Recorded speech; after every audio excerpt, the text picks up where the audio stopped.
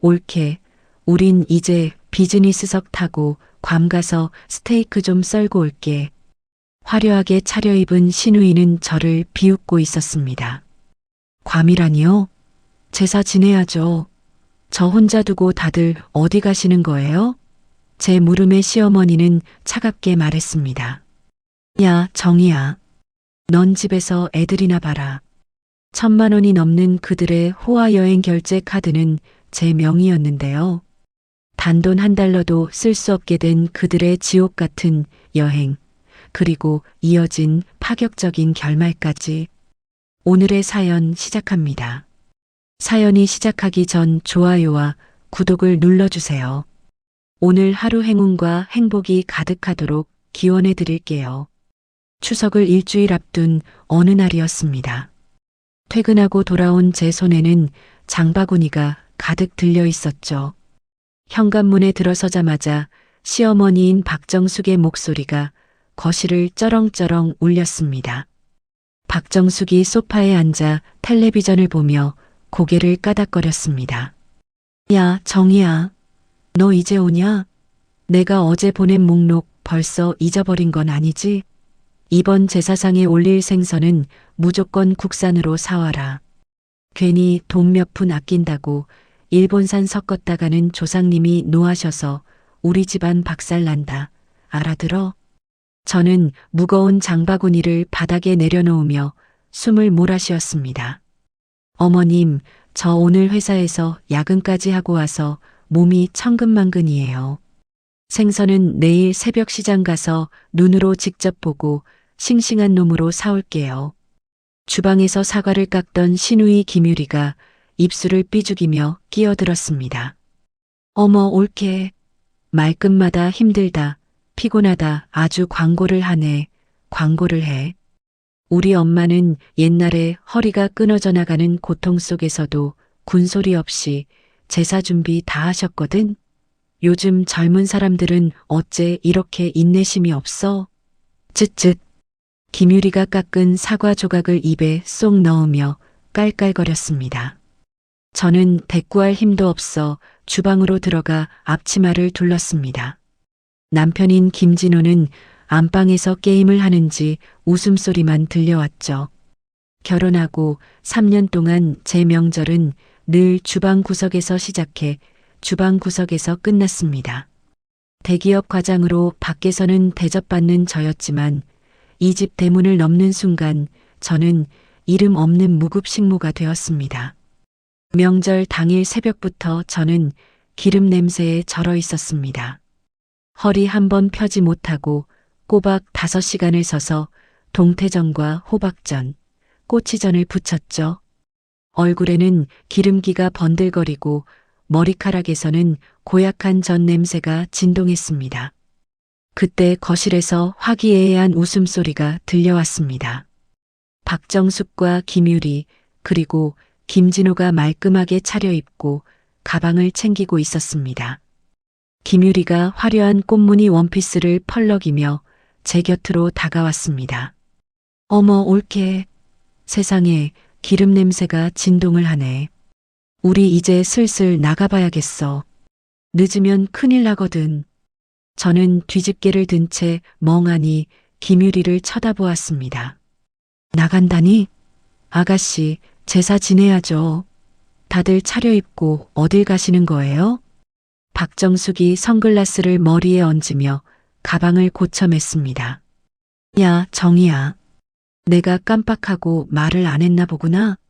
우리 이번 명절엔 괌에 가서 며칠 쉬다 오기로 했다. 비행기 시간이 아주 코앞이라 지금 당장 출발해야 돼. 저는 가슴이 덜컥 내려앉는 기분이 들어 뒤집개를 바닥에 떨어뜨렸습니다. 괌이라뇨? 저한테는 한마디 상의도 없으셨잖아요. 저 혼자 새벽부터 허리 휘게 전 부치게 해놓고 이제 와서 다들 여행 가신다는 게 말이 돼요? 김진호가 제 눈치를 살피며 캐리어를 끌고 현관 쪽으로 걸어갔습니다. 정이야, 올해가 엄마 환갑이잖아. 환갑 기념으로 내가 큰맘 먹고 효도 좀 하려는 거야. 너는 회사 일도 많고 피곤해 보여서 이번엔 집에서 푹 쉬라고 일부러 명단에서 뺀 거야. 내 마음 알지? 저는 어이가 없어 헛웃음을 터뜨렸습니다. 쉬게 해준다는 사람이 새벽부터 전 부치라고 시켜요? 이게 쉬는 거예요? 나만 쏙 빼놓고 여행 가는 게 무슨 배려냐고요. 박정숙이 제 팔을 툭 치며 귀찮다는 듯이 손을 저었습니다. 얘 좀 봐라. 말대꾸하는 것 좀 봐. 너는 영어도 한마디 못하는데 해외 나가봤자 국제 미아밖에 더 되겠니? 그냥 집 지키는 게 애국하는 거야. 저기 남은 전들 아까우니까 버리지 말고 너 혼자 야무지게 데워 먹고 있어라.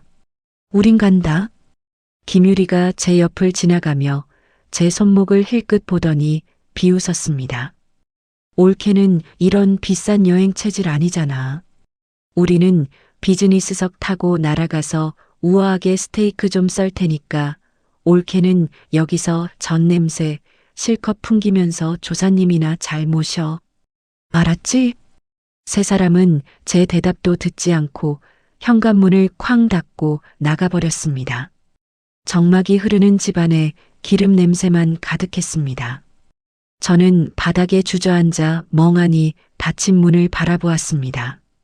눈물이 왈칵 쏟아질 것 같았지만 대신 입술을 꽉 깨물었습니다. 가족이라 믿었던 사람들이 저를 철저하게 외면하고 비참하게 만들었습니다. 거실 소파 아래를 보니 박정숙이 떨어뜨리고 간 종이 한 장이 보였습니다.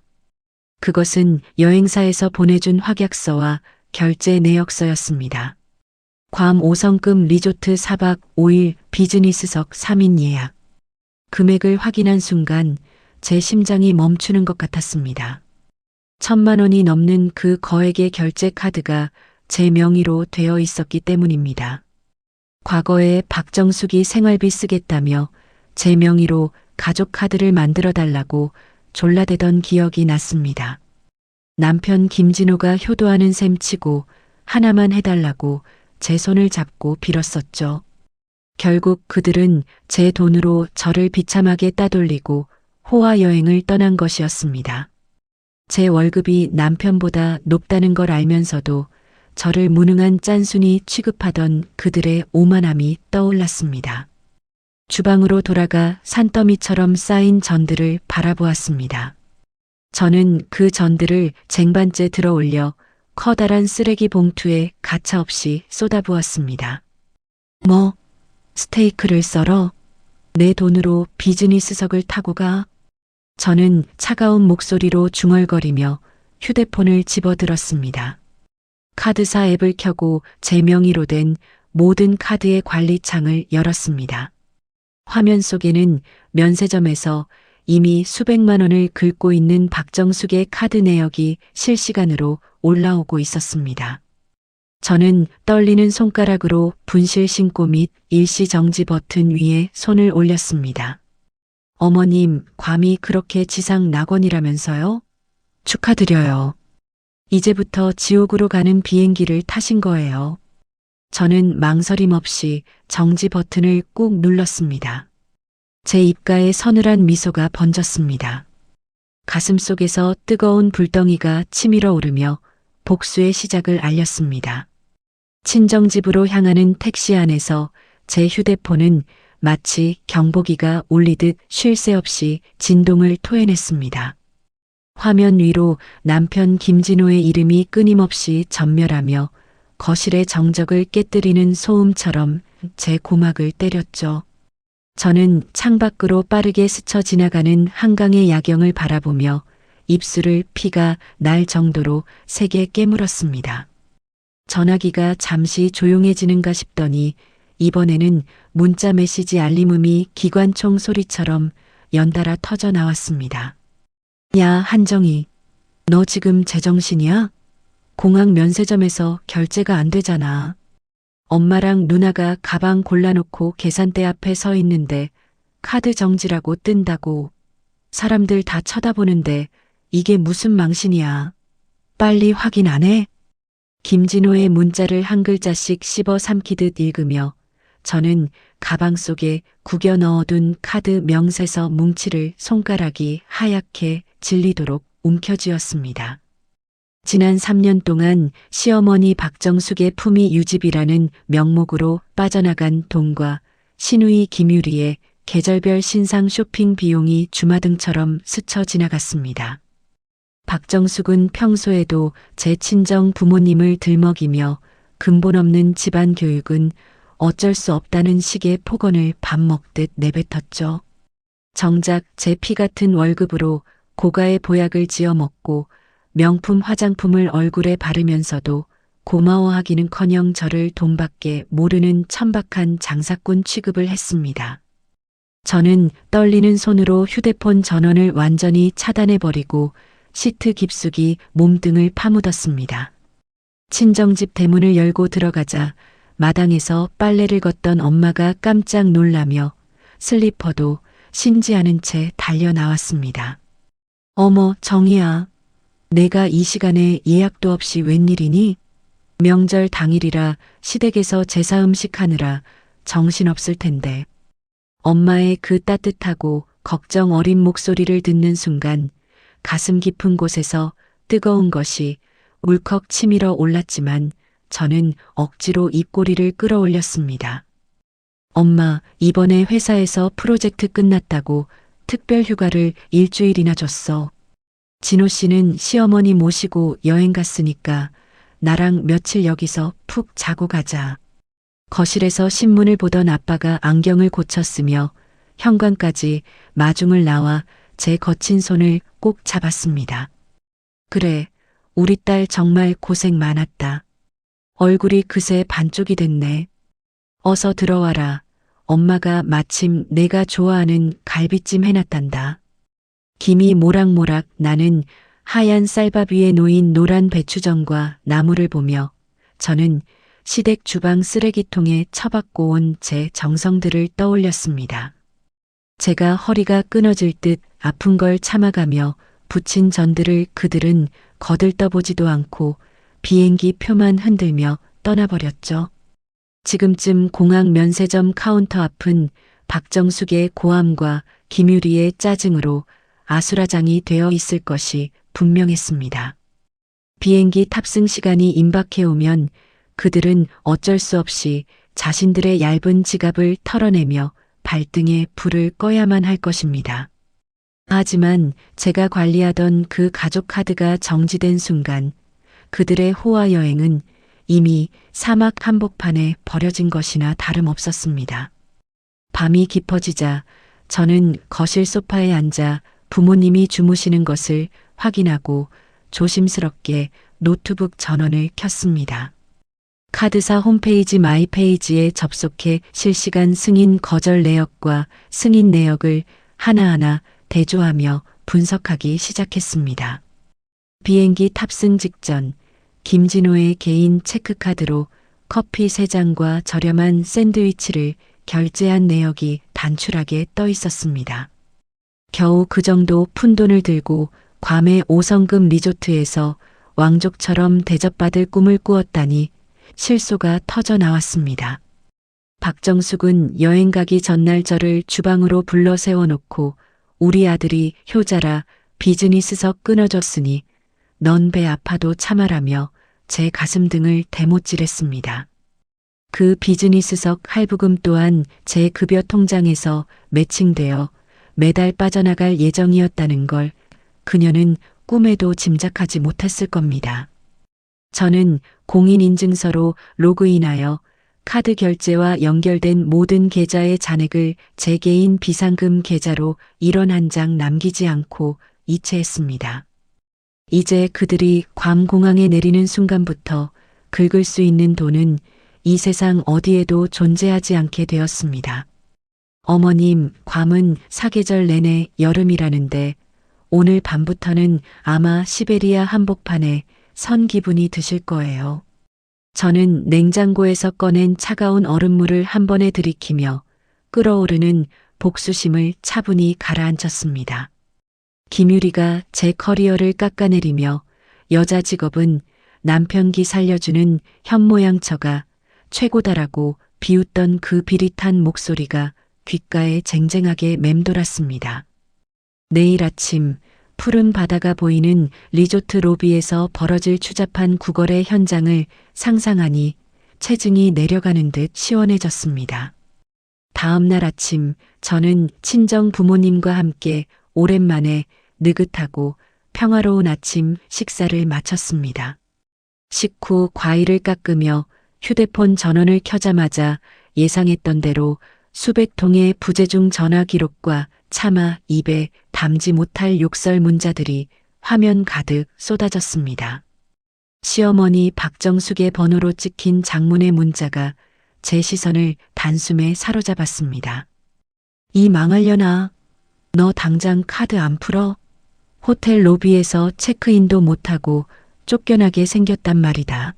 사람들 다 보는 데서 우리를 거지 취급해? 진호가 너 한국 돌아가면 당장 이혼시킨다고 난리야. 죽고 싶지 않으면 지금 당장 여기로 돈 붙여라. 당장? 저는 문자 내용을 한 글자 한 글자 소리내어 읽어내려가며 서늘한 헛웃음을 지었습니다. 그 긴박한 상황 속에서도 반성은커녕 협박과 욕설부터 내뱉는 그들의 천박한 본성이 참으로 소름 끼치게 일관적이었습니다. 저는 창밖의 맑고 푸른 가을 하늘을 잠시 응시하다가 김진호에게 아주 짧고 간결한 답장을 전송했습니다. 가족끼리 돈 따지는 거 아니라며? 내 돈으로 효도한다더니 왜 4명의 카드 정지된 걸로 구걸하고 난리야? 남은 음식이나 데워 먹으라며. 난 지금 친정집에서 엄마가 해준 보양식 먹느라 바쁘니까 연락하지 마. 너희가 괌에서 미아가 되든 말든 내 알 바 아니니까. 답장을 보내자마자 김진호에게서 미친 듯이 전화가 다시 걸려왔지만 저는 단 1초의 망설임도 없이 수신 거부 목록에 그 번호를 추가했습니다. 이제 그들은 낯선 이국 땅에서 말도 통하지 않는 공포와 굶주림, 그리고 비참한 현실을 온몸으로 받아내야 할 것입니다. 저는 친정 엄마가 정성스레 깎아준 아삭한 배 한 조각을 씹으며 거실 창가에 비치는 햇살을 온몸으로 만끽했습니다. 복수의 서막은 이제 겨우 1막을 지났을 뿐이었고 제 마음은 그 어떤 강철보다 더 단단하고 차갑게 단련되고 있었습니다. 오후가 되자 저는 시댁에 발을 들이기 전부터 차곡차곡 모아두었던 저만의 자산 목록을 정리하기 시작했습니다. 그들이 제가 번 돈을 우습게 알고 펑펑 쓰는 동안 저는 만약의 사태를 대비해 모든 결제 영수증과 입금 내역을 스캔하여 보관해 왔습니다. 박정숙이 제 카드로 샀던 명품 가방의 시리얼 번호와 신우이 김유리가 피부과에서 결제한 수백만 원어치의 전표들이 제 컴퓨터 화면을 가득 채웠습니다. 돈 아껴 써라. 내가 돈 쓸 데가 어디 있냐고 윽박지르던 박정숙의 얼굴이 화면 위로 겹쳐 보였습니다. 저는 변호사 친구에게 전화를 걸어 지금 상황에서 제가 취할 수 있는 가장 강력한 법적 조치들이 무엇인지 차분하게 물었습니다. 친구는 가족 카드라도 명의자의 허락 없이 도를 넘게 사용한 정황과 협박 문자가 있다면 충분히 승산이 있다며 저를 독려해 주었죠. 전화를 끊고 나니 거실에는 이미 어스름한 노을이 지고 있었습니다. 그 평화로운 노을 아래서 저는 시댁 식구들이 괌의 길거리 편의점에서 컵라면 하나를 두고 싸우고 있을 모습을 그렸습니다.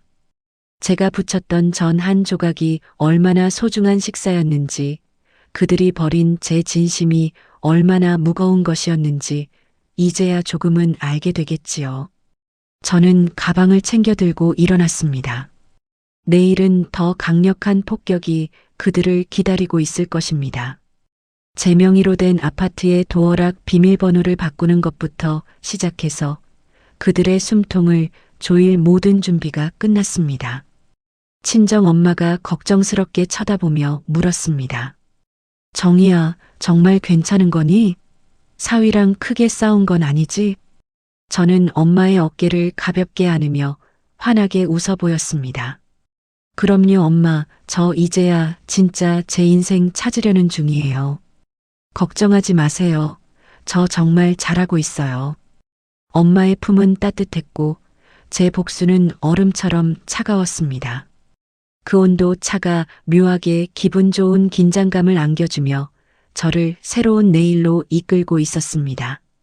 친정집으로 향하는 택시 안에서 제 휴대폰은 마치 비명을 지르듯 끊임없이 진동을 토해댔습니다. 화면 위로 남편 김진호의 이름이 전멸하며 어두운 차 안을 날카로운 빛으로 채웠죠. 저는 창밖으로 빠르게 스쳐 지나가는 야경을 바라보며 아랫입술을 피가 날 정도로 세게 깨물었습니다. 전화기가 잠시 조용해지는가 싶더니 이번에는 문자 메시지 알림음이 기관총 소리처럼 연달아 터져 나왔습니다. 김진호가 보낸 문자를 한 글자씩 씹어 삼키듯 읽으며 저는 가방 속에 구겨 넣어둔 카드 명세서 뭉치를 손가락이 하얗게 질리도록 움켜쥐었습니다. 야, 한정희. 너 지금 제정신이야? 공항 면세점에서 결제가 안 되잖아. 엄마랑 누나가 가방 골라놓고 계산대 앞에 서 있는데 카드 정지라고 뜬다고. 사람들 다 쳐다보는데 이게 무슨 망신이야. 빨리 확인 안 해? 지난 3년 동안 시어머니 박정숙의 품위 유지비라는 명목으로 빠져나간 돈과 시누이 김유리의 신상 쇼핑 비용이 주마등처럼 스쳤습니다.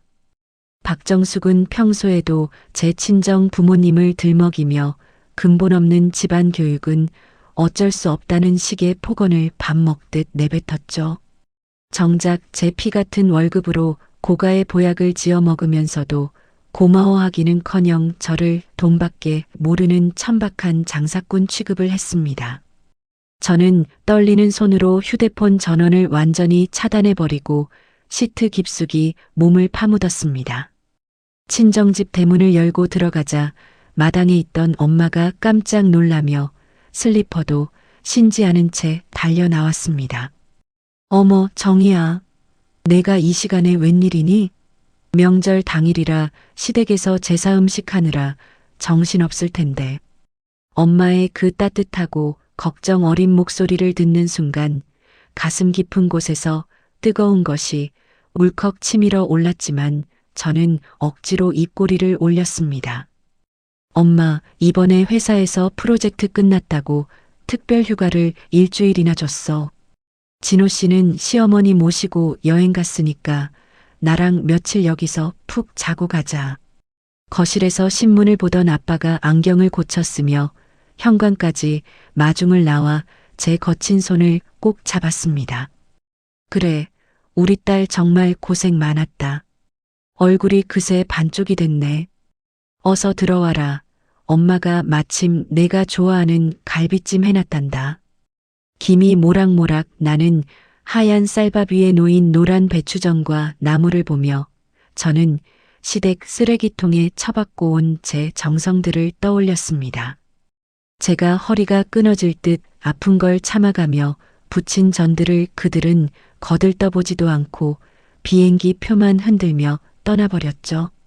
지금쯤 공항 면세점 카운터 앞은 박정숙의 고함과 김유리의 짜증으로 아수라장이 되어 있을 것이 분명했습니다. 비행기 탑승 시간이 임박해 오면 그들은 어쩔 수 없이 자신들의 얇은 지갑을 털어내며 발등에 불을 꺼야만 할 것입니다. 하지만 제가 관리하던 그 가족 카드가 정지된 순간 그들의 호화 여행은 이미 사막 한복판에 버려진 것이나 다름없었습니다. 밤이 깊어지자 저는 거실 소파에 앉아 부모님이 주무시는 것을 확인하고 조심스럽게 노트북 전원을 켰습니다. 카드사 홈페이지에 접속해 실시간 승인 거절 내역과 결제 시도 내역을 하나하나 대조하며 분석하기 시작했습니다. 비행기 탑승 직전 김진호의 개인 체크카드로 커피 3잔과 저렴한 샌드위치를 결제한 내역이 단출하게 떠 있었습니다. 겨우 그 정도 푼돈을 들고 괌의 최고급 리조트에서 왕족처럼 대접받을 꿈을 꾸었다니 실소가 터져 나왔습니다. 박정숙은 여행 가기 전날 저를 주방으로 불러 세워놓고 우리 아들이 효자라 비즈니스석 끊어줬으니 넌 배 아파도 참으라며 제 가슴에 대못을 박았습니다. 그 비즈니스석 할부금 또한 제 급여 통장에서 매달 빠져나갈 예정이었다는 걸 그녀는 꿈에도 짐작하지 못했을 겁니다. 저는 모든 계좌의 잔액을 제 개인 비상금 계좌로 1원 한 장 남기지 않고 이체했습니다. 이제 그들이 괌 공항에 내리는 순간부터 긁을 수 있는 돈은 이 세상 어디에도 존재하지 않게 되었습니다. 어머님, 괌은 사계절 내내 여름이라는데 오늘 밤부터는 아마 시베리아 한복판에 선 기분이 드실 거예요. 저는 냉장고에서 꺼낸 차가운 얼음물을 한 번에 들이키며 끓어오르는 복수심을 차분히 가라앉혔습니다. 김유리가 제 커리어를 깎아내리며 여자 직업은 남편 기 살려주는 현모양처가 최고라고 비웃던 그 목소리가 귓가에 쟁쟁하게 맴돌았습니다. 내일 아침 푸른 바다가 보이는 리조트 로비에서 벌어질 추잡한 구걸의 현장을 상상하니 체증이 내려가는 듯 시원해졌습니다. 다음 날 아침 저는 친정 부모님과 함께 오랜만에 평화로운 아침 식사를 마쳤습니다. 식후 과일을 깎으며 휴대폰 전원을 켜자마자 예상했던 대로 수백 통의 부재중 전화 기록과 욕설 문자들이 화면 가득 쏟아졌습니다. 시어머니 박정숙의 번호로 찍힌 장문의 문자가 제 시선을 단숨에 사로잡았습니다. 이 망할려나? 너 당장 카드 안 풀어? 호텔 로비에서 체크인도 못하고 쫓겨나게 생겼단 말이다. 사람들 다 보는 데서 우리를 거지 취급해? 진호가 너 한국 돌아가면 당장 이혼시킨다고 난리야. 죽고 싶지 않으면 지금 당장 여기로 돈 붙여라. 당장? 저는 문자 내용을 한 글자 한 글자 소리내어 읽어내려가며 서늘한 헛웃음을 지었습니다.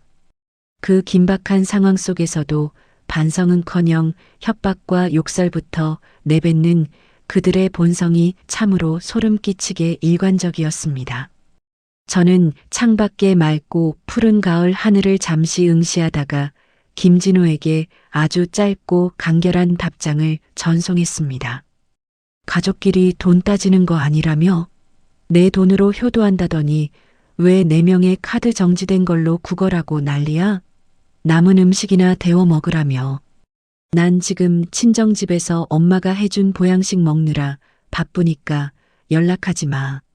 너희가 괌에서 미아가 되든 말든 내 알 바 아니니까.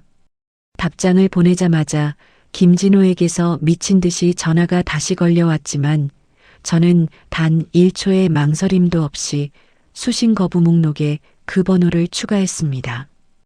오후가 되자 저는 시댁에 발을 들이기 전부터 차곡차곡 모아두었던 저만의 자산 목록을 정리하기 시작했습니다. 그들이 제가 번 돈을 우습게 알고 펑펑 쓰는 동안 저는 만약의 사태를 대비해 모든 결제 영수증과 입금 내역을 보관해 왔습니다. 박정숙이 제 카드로 샀던 명품 가방의 번호와 김유리가 피부과에서 결제한 수백만 원어치의 전표들이 제 컴퓨터 화면을 가득 채웠습니다. 돈 아껴 써라. 내가 돈 쓸 데가 어디 있냐고 윽박지르던 박정숙의 얼굴이 화면 위로 겹쳐 보였습니다. 저는 변호사 친구에게 전화를 걸어 지금 상황에서 제가 취할 수 있는 가장 강력한 법적 조치들이 무엇인지 차분하게 물었습니다. 친구는 가족 카드라도 명의자의 허락 없이 도를 넘게 사용한 정황과 협박 문자가 있다면 충분히 승산이 있다며 저를 독려해 주었죠. 전화를 끊고 나니 거실에는 이미 어스름한 노을이 지고 있었습니다. 그 평화로운 노을 아래서 저는 시댁 식구들이 괌의 길거리 편의점에서 컵라면 하나를 두고 싸우고 있을 모습을 그렸습니다. 제가 붙였던 전 한 조각이 얼마나 소중한 식사였는지, 그들이 버린 제 진심이 얼마나 무거운 것이었는지 이제야 조금은 알게 되겠지요. 저는 가방을 챙겨 들고 일어났습니다. 내일은 더 강력한 폭격이 그들을 기다리고 있을 것입니다. 제 명의로 된 아파트의 도어락 비밀번호를 바꾸는 것부터 시작해서 그들의 숨통을 조일 모든 준비가 끝났습니다. 친정 엄마가 걱정스럽게 쳐다보며 물었습니다. 정희야, 정말 괜찮은 거니? 사위랑 크게 싸운 건 아니지? 저는 엄마의 어깨를 가볍게 안으며 환하게 웃어 보였습니다. 그럼요, 엄마. 저 이제야 진짜 제 인생 찾으려는 중이에요. 걱정하지 마세요. 저 정말 잘하고 있어요. 엄마의 품은 따뜻했고 제 복수는 얼음처럼 차가웠습니다. 그 온도 차가 묘하게 기분 좋은 긴장감을 안겨주며 저를 새로운 내일로 이끌고 있었습니다. 문득 낯선 번호로 전화가 한 통 걸려왔습니다. 받을까 말까 고민하다 버튼을 누르자 수화기 너머로 낯선 중년 여성의 다급한 목소리가 들려왔습니다. 여보세요? 한정혜 씨 되시나요? 여기 괌 영사관입니다. 김진호 씨 가족분들이 지금 큰 공경에 처하셔서 연락드렸어요. 영사관 직원의 말에 따르면 시댁 식구들은 호텔 로비에서 난동을 부리다 현지 경찰까지 출동했다고 합니다. 돈은 없고 예약은 취소된 상태에서 박정숙이 직원 뺨을 때리는 바람에 상황이 걷잡을 수 없이 커졌다는 것이었죠. 저는 차분하게 대답했습니다. 네, 그런데요.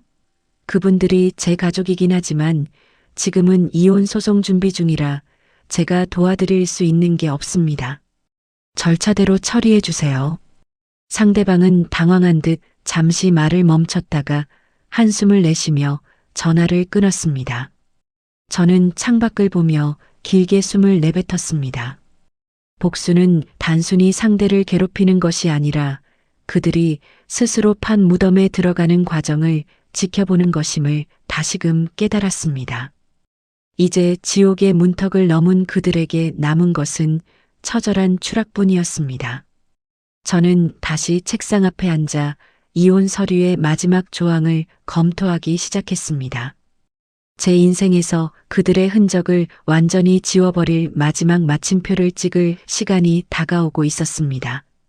밤하늘에 뜬 달이 유난히 차갑게 빛나고 있었습니다. 괌 영사관 직원의 전화를 끊고 난 뒤 거실에는 차가운 정적만이 감돌았습니다. 시어머니 박정숙이 현지 리조트 직원의 뺨을 때렸다는 소식은 경악스럽다기보다 오히려 그녀답다는 생각이 들어 헛웃음이 났죠.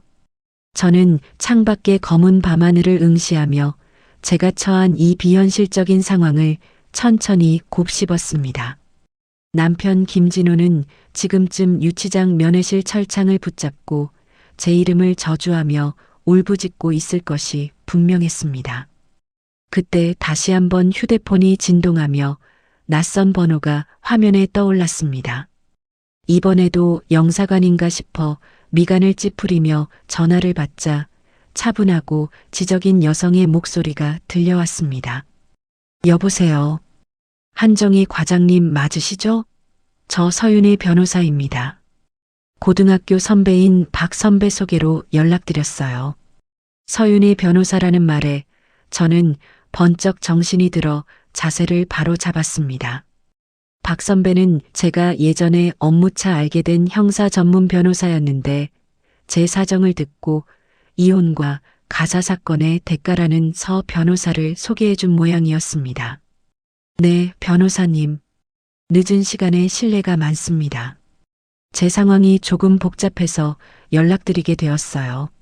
서윤의 변호사가 서류 가스럭거리는 소리를 내며 나지막하게 대답했습니다.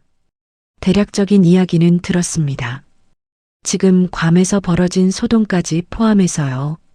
과장님, 지금 가장 중요한 건 감정적인 대응보다 법적인 방어막을 치는 겁니다. 저는 서 변호사의 목소리에서 묘한 안정감을 느끼며 그동안 억눌러왔던 속마음을 털어놓기 시작했습니다. 그들이 제 명의 카드를 도용하고 저를 유령 취급하며 해외로 떠났어요. 이제는 저를 범죄자 취급하며 협박까지 하고 있습니다. 서윤의 변호사가 단호하게 말을 끊으며 제 결심을 확인했습니다. 과장님, 그들이 휘두른 칼날을 그대로 돌려줄 준비가 되셨나요? 단순히 이혼하는 게 목적이라면 제가 나서지 않았을 겁니다. 그들이 뺏어간 과장님의 인생값을 확실히 받아내야죠. 서 변호사의 확신에 찬 어조에 제 심장이 다시 힘차게 뛰기 시작했습니다. 우리는 다음 날 아침 일찍 사무실에서 만나기로 약속하고 전화를 끊었습니다. 절망의 끝자락에서 만난 서윤희 변호사라는 존재는 제게 단순한 법률 대리인이 아니라 무채색이었던 제 삶에 다시 색을 입혀줄 구원자처럼 느껴졌습니다. 다음 날 아침 저는 정장을 갖춰 입고 서윤희 변호사의 사무실이 있는 법조타운으로 향했습니다. 사무실 문을 열고 들어가자 세련된 단발머리에 날카로운 눈매를 가진 서윤희 변호사가 저를 반갑게 맞이해 주었죠. 서윤희 변호사가 찻잔을 내밀며 제 맞은편에 앉았습니다. 정희 씨, 얼굴이 많이 상했네요. 그동안 혼자 얼마나 소가리를 했을지 짐작이 갑니다. 자, 이제 우리가 가질 패를 정리해 볼까요? 저는 준비해온 USB와 서류 뭉치를 테이블 위에 올려놓았습니다. 거기에는 박정숙이 제명의 카드를 사적으로 유용한 내역, 김유리가 저를 모욕하며 보낸 문자 메시지, 그리고 김진호의 방광과 가스라이팅 기록이 빼곡했습니다. 서윤의 변호사가 서류를 한 장씩 넘기며 미간을 좁히더니 펜으로 중요한 대목에 밑줄을 그었습니다. 이 가족 카드 말입니다. 정혜 씨가 관리 권한을 가지고 있었고 어머님께는 효도 차원에서 소액 한도로만 허락하신 거 맞죠? 그런데 이 큰 금액을 승인받기 위해 정혜 씨 휴대폰을 몰래 사용한 정황이 있네요. 저는 깜짝 놀라 서 변호사를 쳐다보았습니다. 네, 제 휴대폰요? 그러고 보니 여행 가기 전날 밤에 박정숙이 제 휴대폰으로 손자 동영상을 보여달라며 한참 들고 있었던 적이 있어요. 서윤의 변호사가 차갑게 웃으며 안경테를 고쳐 썼습니다. 그때 카드사 앱에 접속해서 한도를 높이고 승인 번호를 가로챘을 가능성이 매우 높습니다. 이건 단순한 과소비가 아니라 명백한 명의 도용이자 사기 행위입니다. 변호사의 분석을 들으니 온몸에 소름이 돋으며 분노가 머리끝까지 치밀어 올랐습니다. 가족이라는 이름 뒤에 숨어 제 뒤통수를 치고 그것도 모자라 제 돈으로 호의호식하며 저를 비웃었던 그들의 비열함이 낱낱이 파헤쳐지고 있었습니다. 서윤의 변호사가 제 손등을 가볍게 두드리며 위로했습니다. 정희 씨, 이제 울지 마세요. 그들이 괌에서 돌아오는 순간 공항 입국장이 아니라 경찰서로 직행하게 해드릴 테니까요. 서 변호사와 상담을 마친 뒤 사무실을 나오자 어제보다 훨씬 더 선명하고 투명한 공기가 제 폐부를 가득 채웠습니다. 혼자 싸우는 것이 아니라는 안도감과 전문가의 날카로운 칼날이 제 곁에 있다는 사실이 저를 지탱해 주었죠. 점심을 먹으려는데 괌에 있는 김진호에게서 다시 국제전화가 걸려왔습니다. 이번에는 도끼 서린 욕설 대신 비굴하기 짝이 없는 울음 섞인 목소리가 들려왔습니다. 정희야, 제발 우리 엄마 지금 유치장에서 쓰러지셨어. 나랑 누나도 현금 한 푼 없어서 공항 바닥에서 자고 있다고. 내가 카드만 좀 풀어주면 바로 한국 갈게. 제발 살려줘. 저는 김진호의 비굴한 목소리를 들으며 차갑게 식어버린 커피를 한 모금 들이켰습니다. 진호 씨, 내 카드 정지시킨 건 정당한 권리 행사야. 명의자인 내가 허락하지 않은 1,000만 원 넘는 결제를 어떻게 그냥 둬? 그리고 어머님이 사람 때린 건 어머님 성질머리 때문이지 내 탓이 아니잖아. 김진호가 꺽꺽거리며 숨을 몰아쉬더니 애원하듯 말을 이었습니다. 그래, 우리가 다 잘못했어. 내가 한국 가면 무릎 꿇고 빌게. 일단 사람부터 살리고 봐야 할 거 아니야. 정희야, 우리 부부잖아. 한 번만 자비를 베풀어줘. 저는 김진호의 부부라는 단어에 구역질이 나는 것을 참으며 단호하게 대답했습니다. 부부? 나만 빼고 너희 식구끼리 괌 갈 때도 우리가 부부였니? 나 혼자 전 부치게 놔두고 비웃으며 떠날 때도 내가 내 남편이었냐고. 자비는 너희가 나한테 베풀었어야지. 저는 더 듣고 싶지 않아 전화를 끊고 김진호의 번호를 차단 목록에 넣어버렸습니다. 서윤의 변호사라는 든든한 조력자를 만난 덕분에 제 목소리에는 예전과 비교할 수 없는 힘이 실려 있었죠. 저는 곧바로 휴대폰 비밀번호를 바꾸고 제가 살던 집의 도어락 비밀번호도 복잡하게 변경했습니다. 또한 아파트 보안실에 연락해 남편과 시댁 식구들이 오더라도 절대로 문을 열어주지 말고 경찰을 불러달라고 정식으로 요청했습니다. 그들은 이제 집으로 돌아오더라도 갈 곳 없는 신세가 될 것이며 그토록 무시하던 며느리의 위력을 뼈저리게 느끼게 될 것입니다.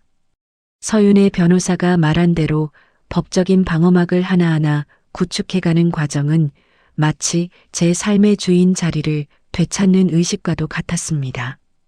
저녁 무렵 서윤이 변호사에게서 짧은 메시지가 도착했습니다. 정희 씨, 괌 현지 로펌과 연계해서 어머님 사건 자료 확보 중입니다. 생각보다 상황이 더 유리해요. 주말 잘 보내고 월요일에 소장 접수합시다. 서 변호사의 든든한 지원 사격에 저는 모처럼 깊은 잠을 잘 수 있을 것 같았습니다. 친정 엄마는 거실에서 제 눈치를 보며 과일을 깎아오셨습니다. 정희야, 아까 사위한테 전화 왔었니? 아빠가 걱정이 많으시다. 저는 엄마의 손을 꼭 잡으며 부드럽게 웃어 보였습니다. 엄마, 이제 걱정하지 마세요. 아주 훌륭한 변호사님 만났고 저 이제 지지 않아요. 그 사람들이 저한테 진 빚, 이자까지 쳐서 다 받아낼 거예요. 엄마는 제 단단한 눈빛을 보더니 안심한 듯 고개를 끄덕이며 제 어깨 등을 토닥여 주었습니다. 벼랑 끝에 서 있다고 생각했을 때 제게 손을 내밀어 준 서윤희 변호사와의 인연은 제 인생 최고의 행운이었습니다. 저는 이제 회색빛이었던 과거를 지우고 저만의 선명한 색깔로 내일을 칠할 준비가 되었습니다. 그들이 괌의 길거리에서 겪고 있을 수모는 제가 3년 동안 겪은 고통의 10,000분의 1도 되지 않을 것입니다. 저는 이제 더 이상 누군가의 희생양이 아니라 자신의 삶을 지키는 투사가 되기로 맹세했습니다. 밤바람이 창가로 시원하게 불어와 제 지친 마음을 어루만져 주었습니다. 내일은 오늘보다 더 강력하고 단단한 제가 되어 있을 것입니다. 추석 연휴가 끝나고 일주일이 흐른 어느 오후였습니다. 정막만이 흐르던 집안에 갑자기 현관문 도어락 번호 누르는 소리가 거칠게 들려왔습니다. 띠띠띠띠 마이너스. 번호를 몇 번이나 틀리는지 신경질적인 손가락 소리가 복도까지 울려 퍼졌습니다. 마침내 육중한 현관문이 열리며 괌에서 돌아온 낙원의 주인공들이 모습을 드러냈습니다. 하지만 그들의 몰골은 제가 상상했던 것보다 훨씬 더 비참하고 처참했습니다. 가장 먼저 들어온 시어머니 박정숙은 출국할 때의 기세등등하던 모습은 온데간데 없었습니다. 화려했던 실크 블라우스는 땀과 먼지에 절어 떼꾸정물이 줄줄 흐르고 있었고 사자, 갈기처럼 풍성하게 드라이했던 머리카락은 며칠을 못 감았는지 떡이 져서 사방으로 뻗쳐 있었습니다. 그 뒤를 따르는 시누이 김유리는 더 가관이었습니다. 한쪽 굽이 부러진 명품 구두를 손에 들고 맨발로 들어오는데 얼굴은 햇볕에 벌겋게 익어 껍질이 벗겨지고 있었습니다. 마지막으로 들어온 남편 김진호는 넋이 나간 사람처럼 초점 없는 눈동자로 거실 바닥에 주저앉았습니다. 그들은 현관에 들어서자마자 짐가방도 던져둔 채 바닥을 치며 통곡하기 시작했습니다. 박정숙이 쉰 목소리로 악을 썼습니다. 아, 이 독한 년아. 정희 너 인연 어디 숨었어. 당장 기어 나오지 못해. 내 시어머니를 머나먼 타국 땅에서 거지 새끼를 만들어 공항 바닥에서 노숙하게 해. 내가 그러고도 사람이야? 짐승보다 못한 년 같으니라고. 박정숙은 거실 바닥을 주먹으로 쾅쾅 치며 대성통곡을 했습니다. 그 옆에서 김유리도 악다구니를 퍼부었습니다. 옳게. 내 가방, 내 보석들, 호텔 로비에 저당 잡히고 온 내 물건들 어쩔 거야. 그게 다 얼마짜리인 줄 알아? 너 때문에 내가 평생 모은 명품들 다 날렸단 말이야. 이 미친 여자야. 내가 감히 우리한테 이래? 당장 내 물건 찾아올 돈 내놔. 안 내놓으면 나 여기서 혀 깨물고 죽을 줄 알아. 저는 안방에서 노트북을 끄고 천천히 거실로 걸어 나왔습니다. 제 손에는 시원한 아이스 아메리카노 한 잔이 들려 있었죠. 세 사람의 꼴은 그야말로 물에 빠진 생쥐보다 더 비참했습니다. 괌 현지 경찰서 유치장에서 며칠을 보내고 대사관의 도움으로 겨우 가장 저렴한 경유 노선 비행기 표를 구해 돌아온 그들의 여정은 지옥 그 자체였을 겁니다. 저는 아주 차갑고 무표정한 얼굴로 마치 벌레를 보듯 그들을 내려다보았습니다. 김진호가 제 발목을 붙잡으려 하며 울먹였습니다. 정희야 진짜 너무하다. 아무리 화가 나도 그렇지 어떻게 남편이랑 시어머니를 그 생고생을 시켜? 우리 거기서 진짜 구걸하듯이 버텼어. 말도 안 통하는 곳에서 경찰한테 끌려가고 호텔 직원들한테 무시당하고 너 정말 우리가 죽기를 바랐던 거야? 너 원래 이런 무서운 여자였어? 저는 김진호의 손을 구두 끝으로 툭 차서 뿌리치며 소파 상석에 깊숙이 허리를 기대고 앉았습니다. 그리고 한 모금의 커피를 천천히 음미한 뒤 입을 열었습니다. 무서운 건 내가 아니라 당신들이지. 내 명의로 된 카드로 나 몰래 1,000만 원 넘게 결제하고 나만 쏙 빼놓고 여행 가서 스테이크 썰겠다고 비웃던 사람들 아니었어? 새벽부터 나 혼자 전 부치게 해놓고 비즈니스석 타고 날아갈 때 당신들 머릿속엔 나라는 존재가 있긴 했니? 당신들이 자초한 일이야. 이걸 전문 용어로 인과응보라고 하는 거야. 아니, 어르신들 이해하기 쉽게 말하면 뿌린 대로 거둔다는 거지. 박정숙이 눈을 부릅뜨며 삿대질을 해댔습니다. 손가락이 부들부들 떨리고 있었습니다. 이게 어디서 눈을 똑바로 뜨고 대드느냐? 돈 좀 번다고 유세 부리는 거냐? 그 카드가 내 명이면 내 거나 마찬가지지. 며느리 돈은 곧 시어머니 돈이고 이 집안 돈이야. 내가 우리 집 귀신이 되기로 했으면 내 목숨까지 내놓아야 하는 법인데 감히 돈 몇 푼 가지고 시어머니를 고소해. 천벌을 받으련. 조상님이 노하셔서 너는 제명에 못 살 거다. 저는 박정숙의 말이 끝나기도 전에 테이블 위에 두툼한 서류 봉투 하나를 탁 소리나게 던졌습니다. 하얀 봉투 겉면에는 굵은 매직으로 이혼 소장 및 손해배상 청구라고 선명하게 적혀 있었죠. 순간 거실에는 찬물을 끼얹은 듯 정적이 흘렀고 세 사람의 눈이 튀어나올 듯 커졌습니다. 이게 뭐야? 이혼? 지금 이혼이라고 적힌 거야? 김진호가 사시나무 떨듯 손을 떨며 서류를 집어들었습니다. 저는 다리를 꼬고 앉아 아주 단호하고 서늘한 목소리로 말을 이어갔습니다. 그래요, 이혼. 진호 씨, 당신이랑 더는 이 지긋지긋한 집구석에서 살 이유가 단 1초도 없어졌거든. 내가 그동안 당신들 비위 맞추느라 대기업 과장 소리 들으면서도 집에서는 식모처럼 산 거, 그거 사랑해서 참은 거 아니야. 최소한의 도리라고 생각해서 참았던 거지. 그런데 당신들은 내 도리를 쓰레기통에 처박았어. 박정숙이 서류를 뺏어들더니 찢어버리려 달려들었습니다. 안 돼. 이혼은 절대 안 된다.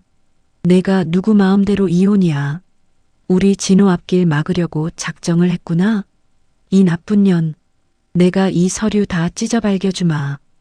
찢으세요, 어머님. 그거 사본이니까요. 법원에는 이미 접수 끝났습니다. 그리고 어머님, 아가씨. 제가 그동안 참아온 3년 세월이 억울해서라도 그냥은 못 끝내요. 제 카드로 몰래 결제한 여행 경비 1,200만 원, 면세점 쇼핑 목록 500만 원, 그리고 그동안 생활비 명목으로 야금야금 뜯어간 돈들 그거 다 계산해서 민사소송 걸었어요. 횡령이랑 사기죄로 형사고소도 검토 중이니까 기대하세요. 박정숙은 갑자기 뒷목을 잡으며 아이고 나 죽네 소리를 지르며 뒤로 넘어가는 신용을 했습니다. 아침 드라마에서 흔히 보던 전형적인 뒷목 잡기 수법이었죠. 어머님, 연기 그만하세요. 혈압약 꼬박꼬박 챙겨 드시는 거 제가 다 아는데 무슨 쇼예요? 그리고 가장 중요한 거 하나 더 말씀드릴게요. 이 집 제 명의인 거 아시죠? 결혼할 때 제 적금이랑 저희 친정 부모님이 보태주신 돈으로 장만한 제 집이에요. 당신들 짐 싸서 나갈 시간 딱 일주일 줄게요. 다음 주 이 시간에 안 나가 있으면 사설 경비업체 불러서 짐 밖으로 다 빼버리고 무단 침입으로 신고할 겁니다. 김유리가 새파랗게 질려 제 무릎 아래로 기어와 제 바짓가랑이를 붙잡았습니다. 옳게, 아니 형님, 제발, 우리가 잘못했어. 우리 지금 갈 데도 없고 돈도 한 푼 없단 말이야. 그 카드 정지돼서 괌 공항에서 빌린 돈도 갚아야 한단 말이야. 한 번만 봐줘. 응? 우리가 다시는 안 그럴게. 내가 형님 발가락이라도 닦아줄게. 저는 김유리의 손을 아주 냉정하게 벌레 떼어내듯 걷어찼습니다. 아가씨, 아까 공항 가기 전에 그러셨잖아요. 전 냄새 풍기면서 조상님이나 잘 모시라고. 이제 그 말 그대로 돌려드릴게요. 당신들이 좋아하는 그 전 냄새. 이제는 지긋지긋한 월세방 전전하면서 실컷 맡으며 사세요. 아, 스테이크는 꿈도 꾸지 마시고요. 아가씨가 비웃던 그 기름진 전조차 그리워질 날이 올 테니까. 저는 자리에서 일어나 제 방으로 향했습니다. 김진호가 제 등을 향해 소리를 질렀습니다. 정희야, 너 정말 이럴 거야? 우리가 가족이잖아. 어떻게 돈 몇 푼에 가족을 버려? 저는 문고리를 잡은 채 고개만 살짝 돌려 대답했습니다. 돈 몇 푼? 그 돈 몇 푼 때문에 나를 지옥에 처박은 건 당신들이야. 당신들한테 가족은 ATM 기계였을지 몰라도 나한테 가족은 이제 남보다 못한 쓰레기일 뿐이야. 일주일 뒤에 빈몸으로 나가. 안 그러면 진짜 경찰차 구경하게 해줄 테니까. 쾅 마이너스하고 방문을 닫아버렸습니다. 거실에서는 통곡 소리와 박정숙의 단명할 것 같은 곡소리, 김유리의 비명, 그리고 김진호의 허망한 한숨 소리가 뒤섞여 오케스트라처럼 울려 퍼졌습니다. 그 소리를 들으며 저는 침대에 대자로 누웠습니다. 3년 동안 가슴을 꽉 막고 있던 체증이 뻥 뚫리는 기분이었습니다. 창밖으로 비치는 가을 햇살이 유난히도 따뜻하고 눈부셨습니다. 이것은 한 여자의 비참한 끝이 아니라 비로소 제 이름을 찾고 당당하게 걸어나가는 위대한 시작이었습니다. 짐을 싸서 나가라고 통보한 지 사흘째 되는 날이었습니다. 집안은 그야말로 아수라장이었습니다. 거실 바닥에는 먹다 남은 컵라면 용기가 굴러다니고 괌에서 입고 온 꾀재재한 옷가지들이 여기저기 널브러져 있었죠. 제가 퇴근하고 현관문을 열자마자 소파에 누워있던 박정숙이 용수철처럼 튀어올라 저에게 달려들었습니다. 아, 너 진짜 독종이구나? 며칠 지나면 화 풀릴 줄 알았더니 정말 이 시어미를 길바닥으로 내몰 작정이야? 내 친정 부모가 그렇게 가르쳤어? 어른 공경할 줄도 모르는 천하의 불효막심한 년. 박정숙은 제 어깨를 거칠게 밀치며 삿대질을 해댔습니다. 뒤따라 나온 김유리는 눈이 퉁퉁 부은 채로 소리를 질렀습니다. 옳게. 나 지금 친구들 사이에서 망신살 뻗쳤어. 내 SNS에 괌 여행 사진 올렸다가 카드 정지돼서 거지꼴 됐다는 소문 다 났단 말이야. 내 인생 책임져. 당장 고소 취하하고 내 가방들 찾아오란 말이야. 안 그러면 나 여기서 확 뛰어내릴 거야. 저는 밀쳐진 어깨를 툭툭 털며 가방에서 서류 뭉치를 꺼내 식탁 위에 올렸습니다. 아주 차분하고 낮은 목소리로 대꾸했습니다. 어머님, 저희 부모님 함부로 입에 올리지 마세요. 어머님이 가르치신 그 효도라는 게 며느리 돈 훔쳐서 호강하는 거라면 전 평생 불효녀로 살기로 했습니다. 그리고 아가씨, 뛰어내리고 싶으면 지금 당장 베란다로 가세요. 아가씨 목숨보다 소중한 그 명품 가방들 이미 괌 호텔 측에서 미결제 대금 대신 처분하겠다고 연락 왔으니까요. 김유리는 비명을 지르며 바닥에 주저앉아 머리카락을 쥐어뜯었습니다. 그 소란통에 안방에서 김진호가 기어나왔습니다. 며칠 사이 폭삭 늙어버린 그는 제 앞에 무릎을 꿇었습니다. 정희야, 제발 내가 잘못했어. 엄마랑 유리가 시키는 대로 한 거야. 나 당신 사랑하는 거 알잖아. 이혼만은 하지 말자. 내가 앞으로 당신 발 닦아주며 살게. 응? 회사에 소문나면 나 잘린단 말이야. 한 번만 살려줘. 저는 무릎 꿇은 남편의 얼굴을 가만히 내려다보았습니다. 한때는 믿고 의지했던 남자였지만 지금 제 눈앞에 있는 건 그저 비겁하고 무능한 마마보이일 뿐이었습니다. 사랑? 진호 씨, 당신이 나를 사랑했다면 내가 새벽부터 기름 냄새 맡으며 전 부칠 때 옆에서 게임이나 하고 있진 않았겠지.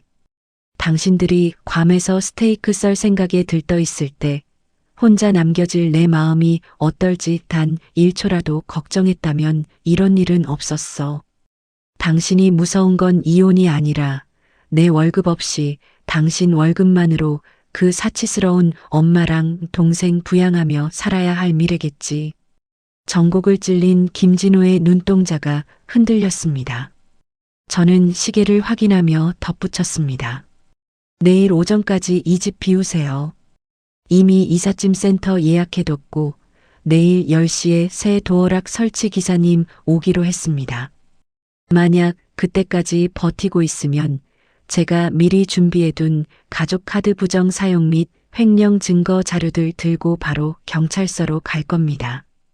당신 회사 인사과에도 이 서류들 다 보낼 거고요. 박정숙이 제 멱살을 잡으려 손을 뻗었지만 저는 그 손을 낚아채 차갑게 뿌리쳤습니다. 어머님, 70평생 남 대접받고 사셨으니 이제는 대접하는 법도 좀 배우셔야죠. 제가 드린 일주일은 잡이었어요. 이제부터는 법대로, 원칙대로 하죠. 아, 그리고 아까 끓여 드신 컵라면 값도 청구할 테니까 그리 아세요. 제 돈으로 산 거니까요. 저는 거실을 가로질러 제 방으로 들어갔습니다. 등 뒤로 박정숙의 악에 바친 비명과 김유리의 통곡, 그리고 김진호의 비굴한 간청이 파도처럼 밀려왔지만 제 마음의 문은 이미 굳게 닫혔습니다. 다음 날 아침 약속한 시간이 되자 저는 건장한 용역 직원들과 함께 거실로 나갔습니다. 밤새 짐 한 번 안 싸고 버티던 세 사람은 들이닥친 사람들을 보고 경악했습니다. 결국 박정숙과 김유리는 입고 있던 옷까지 몇 개만 챙긴 채 제가 미리 준비한 시장 가방에 짐을 쑤셔 넣고 쫓겨나듯 집을 나섰습니다. 현관문이 닫히고 새로운 비밀번호가 설정되는 순간 저는 바닥에 주저앉아 깊은 숨을 내쉬었습니다. 집안을 가득 채웠던 고약한 전 냄새와 비릿한 욕심의 냄새가 사라진 것 같았습니다. 창문을 활짝 열자 맑은 가을바람이 거실을 휘감았습니다. 자, 이제 진짜 내 인생을 살 시간이야. 저는 휴대폰을 들어 가장 친한 친구에게 전화를 걸었습니다. 나 드디어 청소 끝냈어. 오늘 저녁에 진짜 맛있는 거 먹으러 가자. 스테이크 말고 아주 시원하고 깔끔한 걸로. 텅 빈 집안에는 더 이상 누군가의 고함도 비굴한 웃음소리도 들리지 않았습니다. 오직 제가 내딛는 가벼운 발소리만이 새로운 시작을 알리고 있었습니다. 3년 만에 처음으로 저는 제 집에서 진짜 주인이 되어 환하게 웃었습니다. 폭풍우가 휩쓸고 간 집안은 믿을 수 없을 만큼 고요했습니다. 박정숙 일가가 쫓겨난 지 일주일째 되던 날 저는 연차를 내고 집안 대청소를 시작했습니다. 구석구석 배어있던 찌든 기름 냄새를 빼내기 위해 향초를 피우고 그들이 쓰던 낡은 가구와 잡동사니들을 미련 없이 폐기물 스티커를 붙여 내놓았습니다. 텅 빈 거실에 홀로 앉아 있으니 비로소 내 집이라는 실감이 났습니다. 그때 모르는 번호로 전화 한 통이 걸려왔습니다. 전화를 받자마자 들려온 건 뜻밖에도 시어머니 박정숙의 힘없는 목소리였습니다. 며칠 전까지만 해도 쩌렁쩌렁 소리를 지르던 그 기세는 어디로 갔는지 목소리에는 물기가 가득했습니다. 정이야, 나다. 내 시험이야. 너 정말 이럴 거냐? 우리 지금 진호 친구네 집 골방에 셋이 다닥다닥 붙어 있다. 유리재는 충격으로 누워만 있고 진호는 회사에서 눈치 보느라 죽을 맛이란다. 우리가 정말 죽어야 속이 시원하겠니? 저는 창밖의 맑은 하늘을 보며 담담하게 대답했습니다. 어머님, 죽고 사는 건 어머님들 선택이죠. 제가 죽으라고 등 떠민 적 없어요. 다만 저는 제 정당한 권리를 찾고 있을 뿐이에요. 제 카드로 쓴 돈, 이 집 지분, 그리고 지난 3년간 제가 무급으로 해온 노동의 가치까지요. 소송 취하할 생각 없으니 변호사 통해서 말씀하세요. 박정숙은 갑자기 돌변하여 다시 비명을 지르기 시작했습니다. 이 독종 같은 년, 그래, 끝까지 가보자.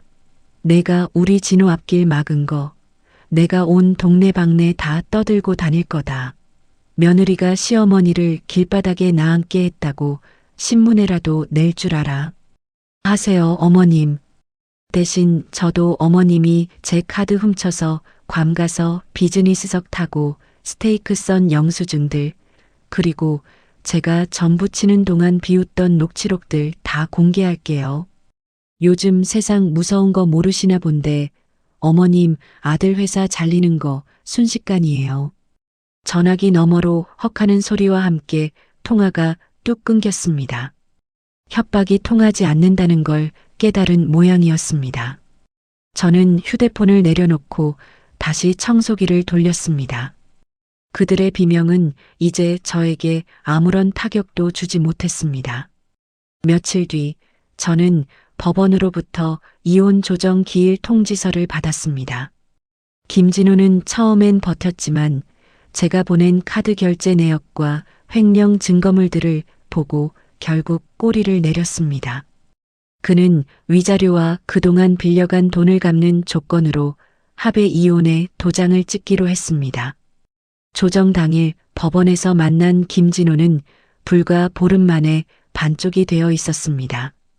깔끔하던 수트 대신 구겨진 셔츠를 입고 나타난 그는 저를 제대로 쳐다보지도 못했습니다. 정희야, 미안해. 내가 정말 바보였어. 엄마랑 유리 말만 듣고 당신 귀한 줄 몰랐어. 한 번만, 정말 딱 한 번만 기회를 주면 안 될까? 저는 이혼 서류를 챙기며 그에게 마지막 인사를 건넸습니다. 진호 씨, 당신이 미안한 건 내가 아니라 내 월급이겠지. 이제 당신 인생은 당신이 책임져. 당신 엄마랑 동생, 이제 당신이 평생 모시고 살아야 할 텐데 스테이크는 커녕 전 부칠 돈도 아까워질 날이 올 거야. 건투를 빌게.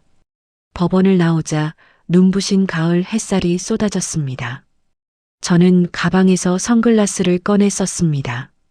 박정숙이 괌에 갈 때 머리에 얹었던 싸구려 선글라스가 아니라 제가 제 돈으로 당당하게 산 멋진 선글라스였습니다.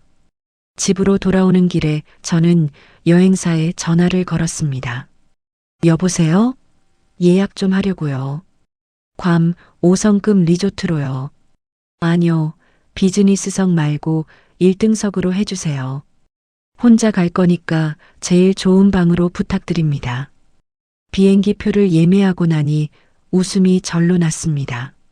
남의 돈으로 가는 도둑 여행이 아니라 치열하게 일한 나 자신에게 주는 진짜 포상 휴가였습니다. 공항으로 떠나는 날, 저는 현관문 앞에 서서 거울을 보았습니다. 전 냄새 대신 은은한 향수 냄새가 났고 구부정하던 허리는 꼿꼿하게 펴져 있었습니다. 저는 문을 잠그고 가벼운 캐리어를 끌며 엘리베이터에 올랐습니다. 지옥 같던 결혼 생활이라는 전 냄새를 깨끗이 씻어내고 이제 저는 저만의 지상 낙원을 향해 날아오를 준비가 되었습니다. 제 인생의 진짜 비행은 이제부터 시작이었습니다. 여러분, 오늘의 사연 어떻게 보셨나요? 3년 동안 전 냄새에 절어 살며 무급식모 취급을 받던 정혜 씨가 자신의 명의로 된 카드를 정지시키고 당당하게 홀로 서기에 성공하는 모습은 정말 가슴 뻥 뚫리는 대리 만족을 선사해 주었습니다. 가족이라는 이름 뒤에 숨어 타인의 희생을 당연하게 여기고 심지어 그 사람의 정당한 노동의 대가까지 가로채 호화 여행을 즐기려 했던 박정숙 여사와 그 일가족의 결말은 우리에게 큰 교훈을 줍니다. 진정한 가족이란 서로를 존중하고 아끼는 마음에서 시작되는 것이지 결코 한 사람의 일방적인 희생 위에 세워질 수 없다는 사실을 말이죠. 정희 씨는 이제 전 냄새 나는 주방 구석이 아니라 자신이 직접 예약한 1등석 비행기 좌석에 앉아 진정한 낙원으로 향하고 있습니다. 남편과 시댁의 그늘에서 벗어나 오직 나 자신을 위한 시간을 갖게 된 그녀의 앞날에 따뜻한 햇살만 가득하기를 진심으로 응원합니다. 여러분도 혹시 주변의 부당한 대우에 참고만 계시지는 않나요? 때로는 정혜 씨처럼 단호한 용기가 여러분의 인생을 지옥에서 낙원으로 바꾸는 열쇠가 될지도 모릅니다. 오늘 준비한 이야기는 여기까지입니다. 사연이 마음에 드셨다면 주변 분들께도 공유해 주시고 여러분의 생각은 어떠신지 자유롭게 의견 나눠주세요. 이야기를 끝까지 들어주신 분이 계시다면 잘 들었다고 댓글 하나만 남겨주세요. 감사합니다.